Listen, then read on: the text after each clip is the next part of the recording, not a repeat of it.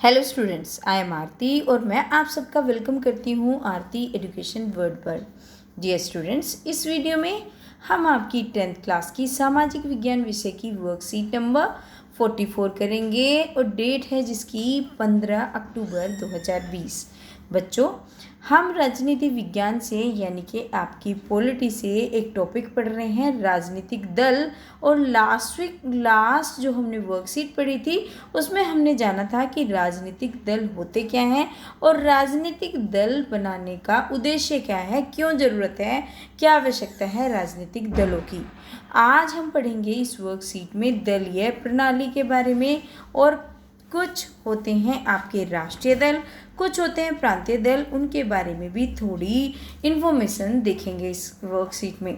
चलिए देखते हैं दलीय प्रणाली। कई देशों में एक ही दल को सरकार बनाने और चलाने की आज़ादी है। ऐसी व्यवस्था को हम कहते हैं एक दलीय प्रणाली। जैसे चाइना में केवल एक ही राजनीतिक दल है और वो जो मतलब वहाँ पे एक ही दल की सरकार होती है और वही सरकार चलाते रहते हैं। ठीक है, इसलिए उनका जो मीडिया भी है बिल्कुल भी स्वतंत्र नहीं है। वो जो चाहते हैं वो चीज़ बाहर आती है, वो होती है, अदरवाइज़ वो सब कुछ अंदर ही होता है। आपने कोरोना के केस में भी देखा था कि वहाँ पे कुछ हमें ज़्यादा पता नहीं चल पाया कोरोना के बारे में। अगर शुरू में पता चल जाता तो अवेयरनेस फैल सकती थी, लोग जागरूक होते और इतनी दिक्कत नहीं आती। खैर छोड़िए उस बात को। लेकिन ये बात है जहाँ पे एक दल प्रणाली होती है, ऐसा कंट्री है चाइना। और चाइना में केवल एक दल प्रणाली है, मतलब कि वहाँ पे एक ही दल से सरकार बनाई जाती है। कुछ देशों में सत्ता दो मुख्य दलों से के मध्य बदलती है, दो ही दल होते हैं और कभी ये दल आ जाता है कभी दूसरा दल आ जाता है ना। जिसकी भी सरकार जीती है उसकी सत्ता हो जाती है। जैसे इसके एग्जाम्पल हैं आपके अमेरिका और ब्रिटेन। अमेरिका और ब्रिटेन में ऐसे ही है कि वहाँ पे दो ही पार्टी होती हैं, वो ही लड़ेंगी इलेक्शन और उसी से कैंडिडेट खड़े होते हैं, उन्हीं में से कोई प्रेसिडेंट बन जाता है। ठीक है, क्योंकि वहाँ पे जो जैसे हमारे यहाँ पे प्रधानमंत्री में ज़्यादा सत्ता मतलब ज़्यादा शक्तियाँ होती हैं, इस तरीके से वहाँ पे जो राष्ट्रपति का पद है उसमें सारी शक्तियाँ निहित होती हैं।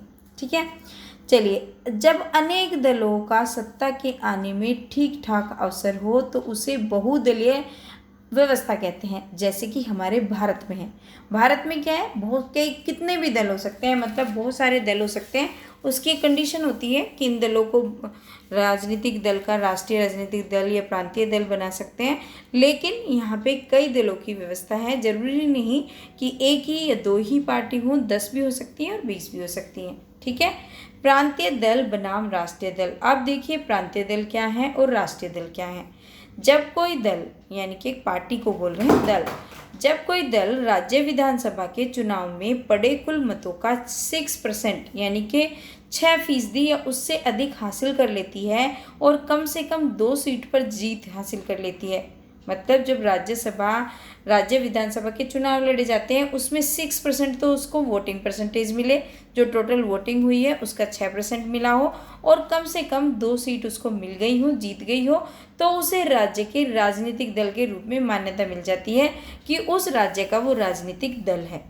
जैसे कि आम आदमी पार्टी एक राजनीतिक दल है, लोक जनशक्ति पार्टी एक राजनीतिक दल है, ये बिहार में है, और जनता दल यूनाइटेड भी एक राजनीतिक पार्टी है, और शिवसेना जो कि मुंबई का एक राजनीतिक दल है, ये भी एक क्या है, ये भी एक प्रांतीय पार्टी है। ठीक है, ये राज्य पार्टी है।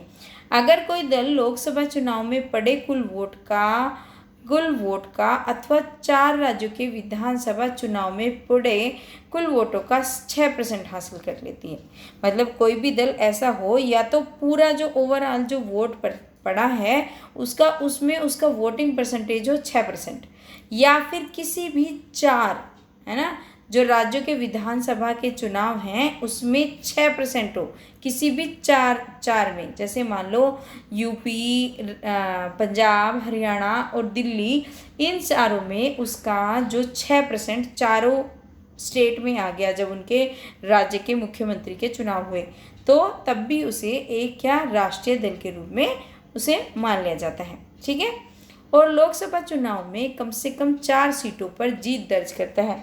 और ये भी कंडीशन है कि जब लोकसभा के इलेक्शन होते हैं, जो एमपी के होते हैं आपके, जिसमें प्रधानमंत्री नियुक्त होते हैं, उसमें कम से कम उसको 4 सीट वे उसने जीत हासिल करी हो, 4 कैंडिडेट उसके एमपी बने हो, तो उसे राष्ट्रीय दल की मान्यता दे दी जाती है। जैसे कि भारतीय जनता पार्टी है, आपकी कांग्रेस पार्टी है ना, और इस तरीके के और भी कई दल हैं।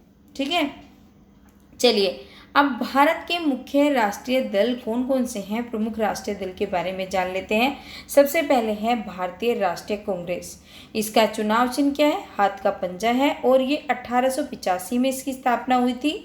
और इसकी विचारधारा के जो प्रमुख तत्व हैं, ये मध्य मार्गी देखती है, मतलब बीच का मार्ग निकालती है, धर्मनिरपेक्षता, कमजोर और अल्पसंख्यक समुदाय के हितों की रक्षा करना, ये इसकी विचारधारा के कुछ तत्व हैं। और जो 2019 के लोकसभा इलेक्शन हुए थे, उसमें इसको 52 सीटों पर इनको ने जीत हासिल करी थी।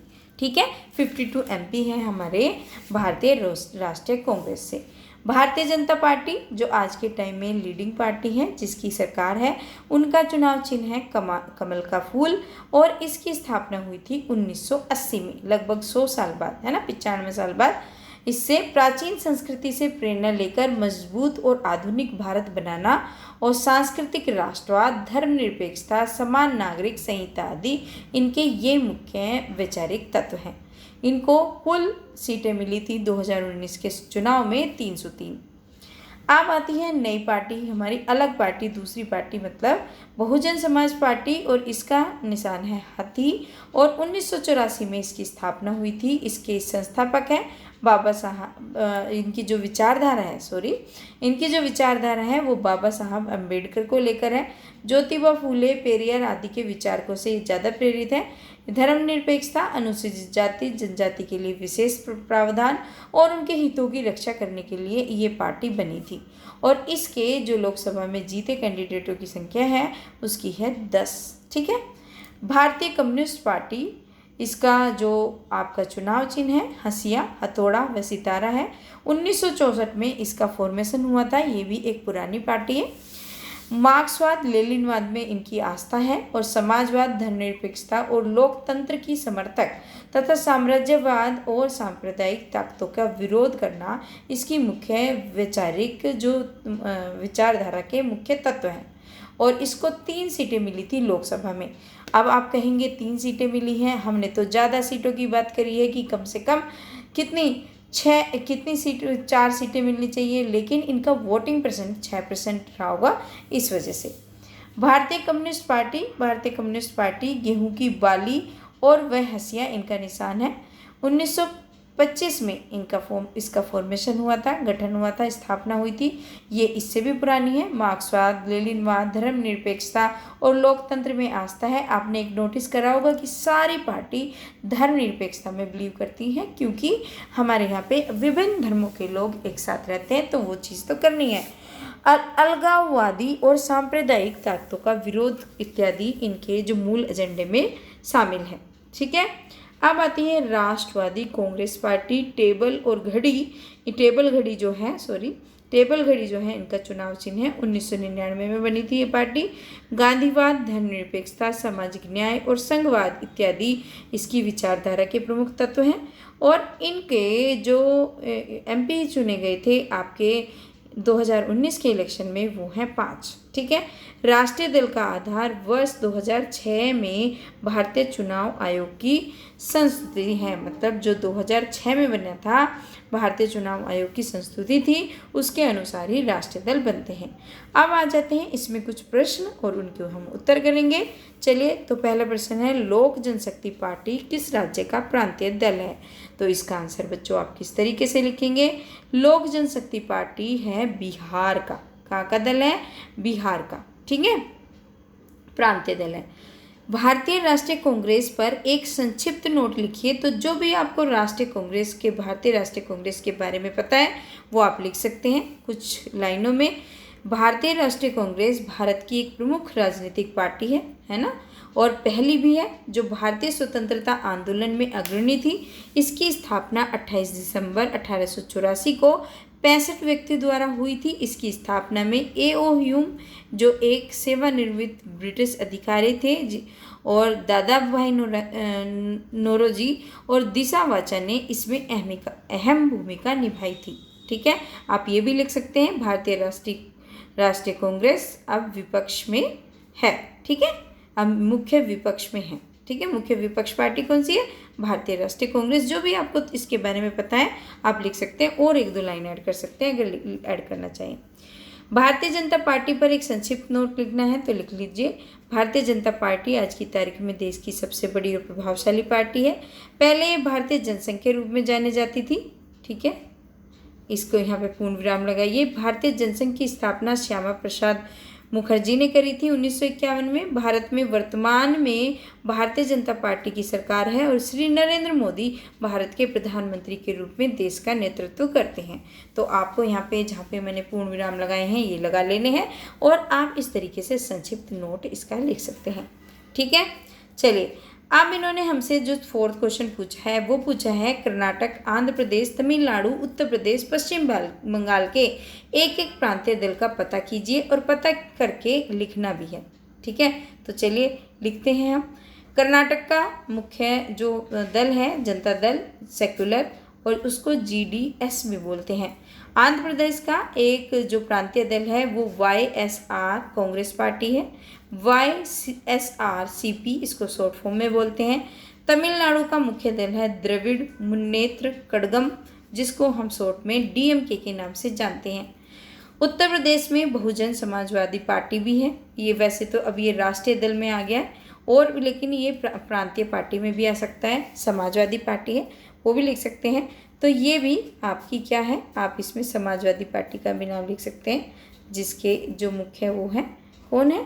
अखिलेश यादव। और BSP की कौन है? मायावती, सुश्री मायावती। तो आप देखिए बहुजन समाजवादी पार्टी को भी आप प्रांतीय पार्टी में लिख सकते हैं BSP। पश्चिम बंगाल की जो पार्टी है वो है सर्व भारतीय तृणमूल कांग्रेस जिसको हम TMC के नाम से जानते हैं। ममता बनर्जी का नाम आप शायद आपने सबने सुना होगा, बहुत न्यूज़ में आती रहती हैं। चलिए बच्चों, ये थी आज की आपकी वर्कशीट नंबर 44 SST की और मुझे आशा है कि आपको वीडियो से बहुत मदद मिली होगी। और बच्चों, अगर आपको मेरी वीडियो से मदद मिलती है तो प्लीज़ वीडियो को लाइक भी करा करो और अगर नए आए हो चैनल पर तो सब्सक्राइब कर लेना और नोटिफिकेशन बेल भी दबा लेना जिससे आपको मेरी वीडियो के नोटिफिकेशन सबसे पहले मिल सके। और डियर स्टूडेंट्स, मैंने सारी जिम्मेदारी आपके ऊपर ही छोड़ी हुई है शेयर करने की। प्लीज़ अपना प्यार बनाए रखें और मेरी वीडियो को शेयर करते रहें। Thank you students.